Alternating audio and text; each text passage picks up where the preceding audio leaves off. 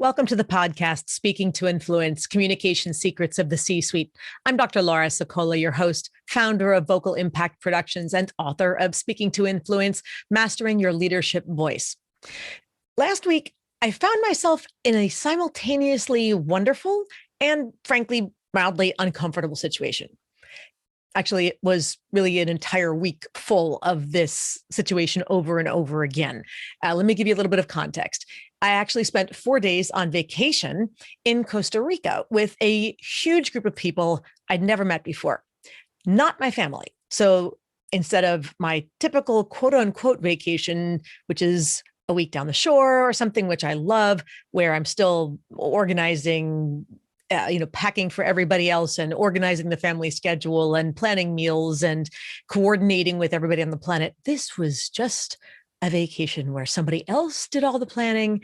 And I just got the itinerary and basically went where they told me to go and did what they told me to do. It was great. But, in addition to all the awesome things that they had planned for the day, like surfing and jet skiing, which were totally new for me. We were zip lining through the rainforest, which was amazing. And we were rappelling down waterfalls, which was equally amazing. We got some great photographs of each other. Some of the people that I met along the way, friends I made on the trip. I have to tell you, those kinds of things, when you look at someone else doing them, you see videos, you see photographs, you watch someone else do it right in front of your face, it looks like fun. You are harnessed to the hilt. You have professional guides who tell you that it is totally safe, and you're watching people do it right before you, one after another. But let me tell you, when you're standing there on a cliff, looking down what seems like miles, even though it's probably, a couple hundred feet, if that, when you're looking down over that chasm, whether on a zip line or rappelling or something else, your brain can't help but immediately go into the mode of saying, are you insane? There's gravity at work here in Costa Rica too. You don't belong here. Your feet belong on the ground down there, not up here. But finally, you jump. It's amazing. It's an incredible adrenaline rush, and it's so much fun. You wonder what it was that you were nervous about in the first place, and you can't wait to do it again. At least that was definitely my experience. But the actual wonderful and uncomfortable situation that I was referring to originally, beyond those cliff jumps of sorts, was at an after party one evening. A bunch of us were at dinner, and at the end, someone came up to me and said, "Hey, we're having an after party at our villa. Come join." I thought, sure, why not? Well, okay, I get in the caravan with everybody else, and when we get there, it's this majestic view at this gorgeous, huge villa overlooking, it's up on the top of a hill, overlooking the world. I don't know how many people were there, 50, 75. I sort of lost track. And I just said to somebody who was sitting next to me when I looking around, I said, "This is amazing. Whose house is this?" And the guy looks at me and he says, "These are the lions. There's even a few billionaires here." And I just stopped in my tracks. Now, let me back up a little bit. Lions are part of Tony Robbins' kind of upper circle. Now, I am not a lion, but back in the beginning of the year, a couple of months ago, I did participate in his business mastery program, which was a terrific experience, highly recommended for anybody who's really looking to do a deep dive, kind of intensive boot camp to take your own business to the next level if you either own or are thinking of starting a business. And from there, I decided to enroll in his annual full year program, which he refers to as a platinum partnership. Now, this for me was a ginormous, I know that's not a real word, but I'm using it anyway for effect, a ginormous leap of faith, because frankly, it's far more expensive than anything I've ever invested in before. And you really hope that you're going to get some ROI from it, right? And of course, this is a whole topic for a different episode. But in looking at the other people, or my assumptions about the other people who were already part of this annual platinum partnership program, frankly, was the assumption that most, if at least many, if not most of the other people have businesses that are way bigger than mine, way more established than mine, way more successful than mine. And that head trash was there. There's just no denying it. That comparison and that concern of, do I fit in? And of course, then from there, the lions, going back to that earlier term, is the upper circle, I should say, inner circle, elite of elite. I don't even know how much it costs to be part of that membership. It has to be well into the six figures, like not starting with a one. Let's put it that way. And all I could think of was, I so don't belong here. And it was all these qualifications about what it meant to belong here. I mean, I thought to myself, okay, I don't belong here in this villa. I don't belong as part of this group. Somebody's going to look at me and say, well, so what kind of business do you run? How many employees? How many dozens or hundreds of employees do you have? How many, millions or billions of hundreds of millions of revenue are you making, and all this kind of stuff? And, I had all these concerns about, am I enough? Do I belong here? Is the earth going to sort of open up and swallow me whole when somebody realizes that I was invited here by mistake, perhaps? But that being said, everybody was great. Nobody cared what my background was. We were all part of this trip, and we were all just having fun getting to know each other. And frankly, by the end of the day, I was really not sure who was just another platinum member like me versus who was a lion. And I definitely had no idea who was a billionaire, if anyone was there. It was really just a fun evening, but I have to confess, I was completely intimidated just by being there alone. And all of that is what is referred to as an imposter syndrome. It's all in my head. And, the imposter syndrome, if it's not something that you have experienced before, and this is what I want to focus on today for this show, is the concept of the imposter syndrome and how it gets in our way. So if you haven't heard of it, the imposter syndrome is that feeling, or I should say the fear of being exposed as a fraud. The fear that someone is going to look at you and say, you don't belong here.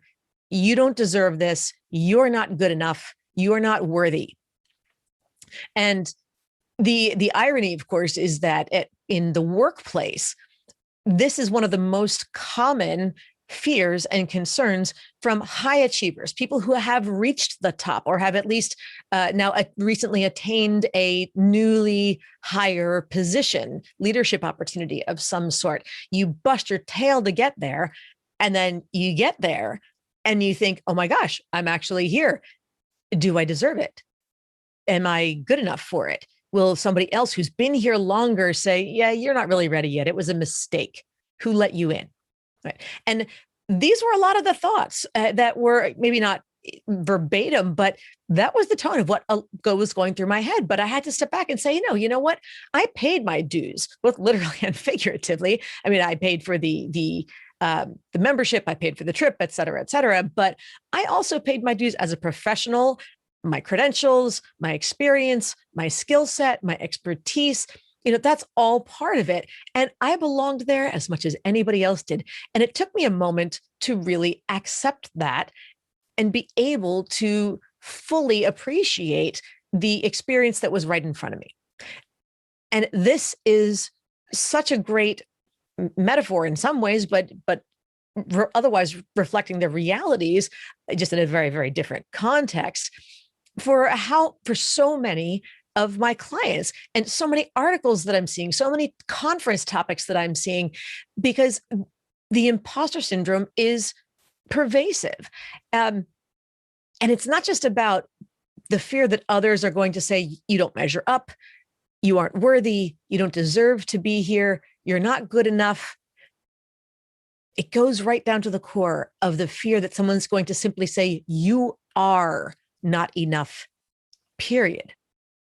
Now, research on imposter syndrome, you can Google it, look all over the place, Harvard Business Review, McKinsey, also all the big research organizations and publishing outlets of sorts.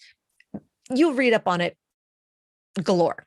But a common pattern in that research and in those articles is that imposter syndrome often tends to focus on the experience of women and or minorities because they have more historically had to fight their way into predominantly white male power structures. And as a result, there's a natural feeling of not belonging there. And frankly, for many of them, there is or was very much a feeling among those who are there that they're not welcome. So that's a whole other issue. But what I want to focus on in particular is not when there is, because there are plenty of discussions about legitimate biases, right down to and how those contribute to the imposter syndrome, right down to, frankly, argumentation about the validity and the bias inherent in terms like syndrome, and as if it were a medical situation, and that often people are diagnosed as having imposter syndrome, which again goes back to that medical condition of sorts. There's nothing wrong with you. There's nothing that is a medical diagnosis. It is or that you have symptoms per se, but it is all about how you feel and how you respond and what conditions may or may not exist that are creating those feelings and your behaviors, and where you may get in your own way as a result. Now, I don't want to get into all the biases involved. I don't want to get into all the argumentation about syndromes and gender base, et cetera, because that's for someone else to address. But more importantly, for our purposes, over all the years that I've done executive coaching of various sorts, I have to tell you, just as many of my male clients and colleagues have expressed these feelings as the women, especially when they find themselves in a new leadership role. And many of them are just as surprised when I bring it up to them. They will describe their fears, their concerns, and the head trash, and we'll talk about some of the various signs of potential imposter syndrome later. But as they're describing patterns to me, thoughts, feelings, behaviors, et cetera, when it seems like it might be evidence, I'll ask if they're familiar with the concept of the imposter syndrome. And both men and women alike, some say yes, some say no. But once I have explained to them what it is, if they've said no and they or at least hadn't really considered it, even if they had heard of it, once I explain that fear of being exposed as a fraud, every last one of them says, oh my gosh, yes, that's exactly what I'm experiencing. Or I'll send them anything right down to a simple Wikipedia article describing it, going through the history and a little bit more of an analysis of it as an assignment before our next coaching session. And inevitably they come back and they say, that nailed me. That was talking to me about me. It's like they analyzed me, they got in my head and they wrote the article. That's what I was dealing with. And what's most important to me is that most of them are then, actually, no, I take that back. Every last one of them, upon learning of this expression, was simply relieved to know that, quote unquote, it's a thing. It's not just something that they themselves are experiencing, that they alone are feeling this unworthiness or feeling this overwhelm or feeling like they don't know what they're doing, or that someone's going to think they don't know what they're doing.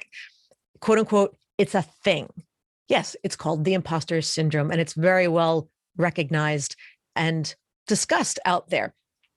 And it's funny because a colleague of mine who is frankly the CEO of a huge network marketing firm, not very nonchalantly one day, and it was years ago, we were just chatting, and off the cuff, he just volunteered and said, I battle imposter syndrome every day.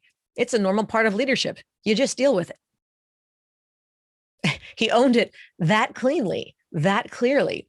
So, of course, part of the challenge is how do you deal with it in a healthy, productive, and effective way?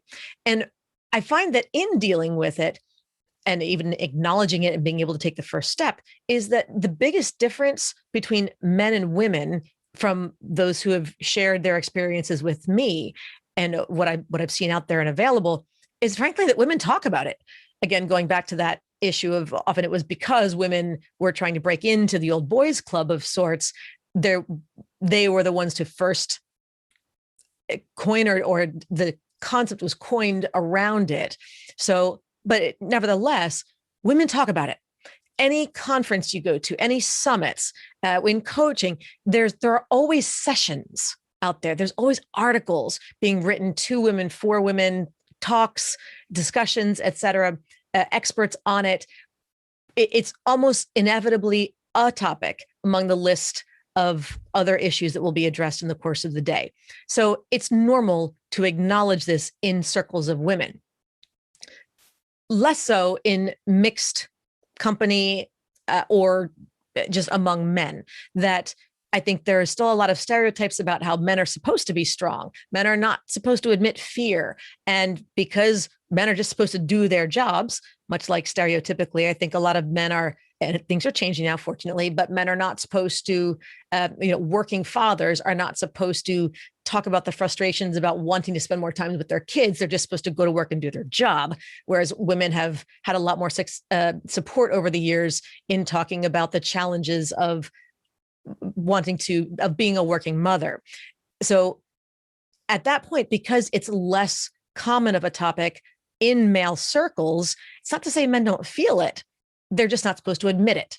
They are supposed to sort of squash it down. So as a result, if it's not a common topic of discussion, frankly, they're less likely to know that, quote unquote, it's a thing. So they may not know how to get the support, or that support even exists. And thus they may not get it in the first place. And ultimately, very few people end up identifying healthy coping strategies. Now, I'm not a psychologist, but this topic is so common with my client conversations that I want to shed light on three key things today. The first is the signs of imposter syndrome. Second, are basic strategies to combat it.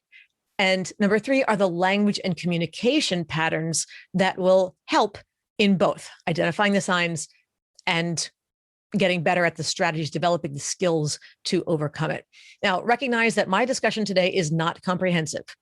This is simply an attempt to raise awareness of the situation, to offer support, to get your wheels turning, to inspire and encourage you, and to get you to start looking into more of it on your own. If you think this might be something that you, or perhaps someone that you engage with, could be a significant other, it could be a direct report, it could be a peer, you never know.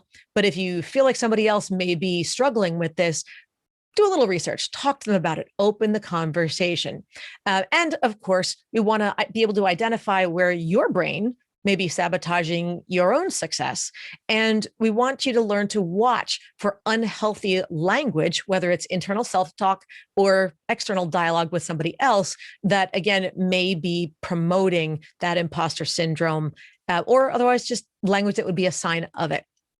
So let's start there with the signs real quick. And again, this is just a select list. There are many others, but a few things just to start to tune your radar, to hone your radar a little bit more focused. Number one is perfectionism. Look, there are lots of us who are perfectionists in one way or another, but there's a difference between having high standards versus feeling like you will never be good enough. And if the voice in your head says it like that, you'll never be good enough. That is not just healthy humility.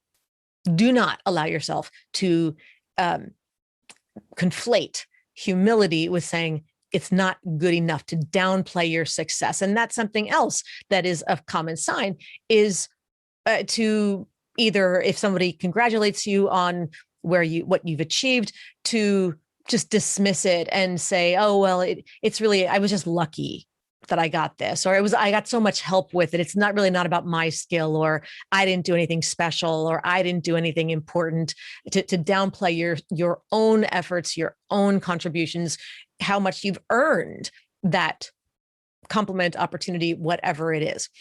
Another one to look for is comparing yourself to others. Now, again, let's look at healthy versus unhealthy. Healthy comparison is looking at role models, for example, looking at someone who does something really well and saying, what can I learn from them and how can I learn to do this well too? This is not comparing yourself to others in the old-fashioned way of saying, well, gee, I'll never be as good as he or she is in this area. Frankly, it's no different from looking and comparing yourself to somebody else physically, comparing body types, comparing coloring, or any sort of beauty symbol, whatever it happens to be. So you can look at others for inspiration and even talk to them for that matter, but don't look at them for comparison as somebody else who embodies a perfection that you think you can never attain. It's not a competition. So that gets unhealthy. Fear and anxiety is another sign to look for. Nerves, a little adrenaline, a little bit of anxiety, especially in certain contexts, that's totally normal. That's totally healthy. If you're going to give a presentation, you have an important meeting, it's your first day on a new job, whatever, there's always a learning curve. That's healthy nerves. That's anticipatory. That's anxiety. You want to do something well, but it's also because you're excited. This is a great opportunity and you're looking forward to doing it well. That's different from a degree of fear and anxiety that is debilitating. When you get to the point where that fear, that anxiety has you constantly second guessing everything that you do, unable to make a decision, unable to take action, what may be often referred to as analysis paralysis, that's not healthy. Learn to recognize when you've gone too far over that line. And even if you just can't take a compliment, if you feel like someone says something nice to you, they congratulate you, compliment you on a job well done, and you're telling yourself, oh, they don't really mean it. They're just being nice. Again, all of these things are signs that you may be struggling with. And I'm not saying you may be suffering from, I'm not saying you may be diagnosed with, keep that out of here. You may be struggling with some imposter syndrome-like thoughts in your head, and you want to make sure that you don't let them control you. So how do we do that? Well, here's a few steps. Again, non-comprehensive list, but a few suggestions, steps, strategies that you can take to make sure that you keep this in check and remind yourself that, frankly, you do belong there. And the first one, simply enough, is a success journal. Call it what you will. It can be a notebook, can be a note app on your apps, on your note app. It can be just a page. Every day you write down at least one thing that you did well, that you're proud of. Large or small, doesn't matter. There's a great app that I like that I downloaded. I think it was free. It's called 3 Good Things. And you schedule what time of day. I think I have mine scheduled for 9 p.m. And it just pops up and it literally says, what are 3 good things that happened today? And I just write a short phrase in each step. It can be anything from had a great hamburger at dinner to just nailed a presentation or landed a huge new client or anything in between. It was sunny out today, no humidity, went for a walk, felt great. Whatever you want, large or small, but remember to jot down your success, something you did well, because then as that list builds, it really can boost your confidence to realize all the things that you have achieved and continue to achieve. Again, going back to the comparison element, when you find yourself comparing, shift your mindset, keep yourself in check. Do not allow yourself to competitively compare yourself to somebody else. Just look at them and say, what's something they're doing that is effective that I can learn from them? And frankly, if you need to ask them, open the conversation, initiate, invite them to coffee or to a Zoom or to whatever it is, and just say, I notice you do this really well. How did you learn to do that? Or do you have any advice? I want to get good at that too. At that point, inevitably, they'll be flattered, number one, that you noticed. And most people, when asked for advice, are extremely willing to give it. So why not? Leverage that. You've acknowledged, you've noticed, great. Now use it to your advantage rather than allowing it to hold you back by just noticing what you perceive as a gap. Also, what's important to do is to not hold it in. If you're really feeling stressed about this, anxiety, or fear or whatever it is, talk to somebody. And it doesn't have to be a therapist, but whether it's a friend or a mentor, be selective. Don't hang your emotional laundry out on the clothesline for the world to see. You don't want to share it with everybody. Don't post it on social media. Don't talk to everybody you can pass in the hallway about it, but pick a couple of friends. If you have a mentor, talk to your mentor about it. That's part of what they're for. Now, there's also a difference, however, between a mentor and an advocate, right? A mentor is someone you can sort of share your inner fears with, and they'll help you overcome them. An advocate is simply somebody, and there's plenty of research and articles on this too, so look it up later. But an advocate is somebody who should only really know your greatest strengths because they're going to go to bat for you. Now, it's possible, of course, that your mentor is your advocate and your mentor should advocate for you. But if you happen to have a senior supervisor or somebody who really you only have that role with, where you're hoping that they will go to bat for you for new opportunities, don't go and spill your guts to them about fears and those kinds of things. Pick your audience selectively when you're sharing these inner concerns. On the flip side, you can also mentor somebody else, because I find that women especially, but men too, if you're taking someone else under your wing, somebody junior to you, and you're trying to help them with their career planning and opportunities, you're very willing and able to give them the pep talk, to tell them they're good enough, to tell them to have confidence, to tell them to take a seat at the table. And yet, we don't take our own advice. So mentor somebody else, give them a pep talk, and then take your own advice. Take your own advice. Listen to what's coming out and ask yourself, am I being a massive hypocrite here in giving advice that I am unable to take? Find a way to heal thyself, physician. And then for that matter, going back to that listening piece, if someone gives you a compliment for a job well done or a good hair day, whatever it happens to be, listen. Don't reflexively dismiss. Listen to what they're saying and have not just the humility, but have the grace to receive the compliment, to accept the compliment. You can do that humbly, but gratefully and gracefully. That's an important skill set that should be part of executive presence as well. Allow yourself to receive the compliment. Now, remember, if nothing else, you have to remind yourself that you have already proven yourself. You did it. That's why you have this role. That's why you were given the opportunity. You have the benefit of the doubt. You do not need to keep proving to others that you belong there. And frankly, the more you try to convince others, the more it becomes clear that you're really just trying to convince yourself. Don't telegraph your nerves, your insecurities, your anxieties by constantly trying to explain yourself and constantly trying to prove and defend. I mean, if somebody's arguing with you, that's different. But if you find you're constantly trying to prove yourself, ask yourself, is anybody actually demanding it of me, or am I over-explaining? Am I trying too hard? Am I overcompensating? Again, it's a grayscale. And I'm not saying that there isn't pushback or that somebody isn't challenging you or that there isn't bias, but have the objectivity to take a step back, look at the real situation and say, is it something that I am realistically up against, or am I creating the scenario in my mind? Is it really a figment of my imagination? So make sure that, frankly, it's not. And I'll tell you, when in doubt, in my book, Speaking to Influence, check out chapter 4. Chapter 4 is about a vocal. The title of it is Vocal, and it's about looking for bad habits that will betray your insecurity. So things like vocal fry, if you find you're letting your voice fry out like I'm doing right now. And maybe you start talking, but then you kind of trail off at the end of your sentences. It's like, oh, wait a minute, I have an idea. I want to share this with you. And well, I don't know, maybe I kind of changed my mind down having second thoughts. And it just doesn't sound confident or authoritative. So it undermines your authority.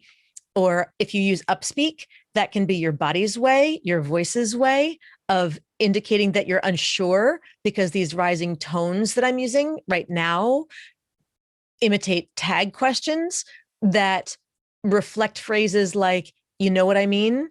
Okay, right? If you're doing that, it's like you're constantly begging for validation over and over again. Well, that gives them the power over you. Again, not a sign of strength. It is a telegraphing of your insecurities through your voice. Even things like run-on sentences. Ever have that out-of-body experience where you hear your mouth just keep going on and your brain is saying, oh my gosh, for the love of God, please stop talking. And you just can't seem to put the brakes on. Well, that is your insecurity. That is your fear telegraphing itself to the audience, throwing you right under the bus. So take a look at some of those and more in chapter 4, because it will help you become more aware, more mindful of where you're projecting your own fear, where that imposter syndrome is manifesting through your speech patterns and presenting itself publicly to your audience. So even if you feel nervous, there's no need to announce it. So you want to learn to control those mechanical reflexes to project confidence and authority, even if you don't feel it. Because if you can do that, eventually you will feel it. And frankly, I've just decided I'm going to give it to you as a gift. So if you go to the show notes, I'll make a link later on, but when you're done listening, check out the show notes. You'll see a link where you can go to download a free digital copy of chapter 4 from my book, Speaking to Influence. Chapter 4 is about vocal. You can get the entire thing. I'll give it to you free as a gift. Now, personally, I had to take a bit of my own medicine, right? Whether I was standing at the edge of the cliff, looking down, or staring into the face of a lion, quote unquote, I had to remind myself, I do belong here. I earned this spot. I'm here because I want the connections, the opportunity, the experience, and I want to make my own contribution to all of these people because I do have something to offer, a lot to offer, frankly, and I'm not going to waste time on self-destructive head trash. Now, all right, Laura, take a deep breath, steady. Now, go for it. And then I jump into the conversation or onto the zip line, but it was time to hold your breath and go. And boy, am I glad that I did it in every single way on that trip last week. And I know that you will be too. So with that, I thank all of you for tuning in. Once again, I invite you to subscribe if you haven't done so already so that you never miss an episode. And of course, don't forget to give us a 5-star rating on iTunes so we can help even more people to increase their confidence, presence, and influence. And finally, if you want to download my free guide to equipment recommendations for virtual influence, including my picks for microphones, lights, etc., go to speakingtoinfluence.com. And don't forget to check out the show notes where you're going to get that link to download chapter 4 of Speaking to Influence on vocal. I'm Dr. Laura Sicola, and you're listening to Speaking to Influence, Communication Secrets of the C-Suite. Hi, everyone. This is Dr. Laura Sicola, and I want to sincerely thank you for listening to the Speaking to Influence podcast. If you love listening to these episodes as much as I love bringing them to you, be sure to subscribe so you never miss an episode. And please go to iTunes right now to rate and review our podcast in order to help us expand our reach so even more people can master the 3 C's to command the room, connect with the audience, and close the deal.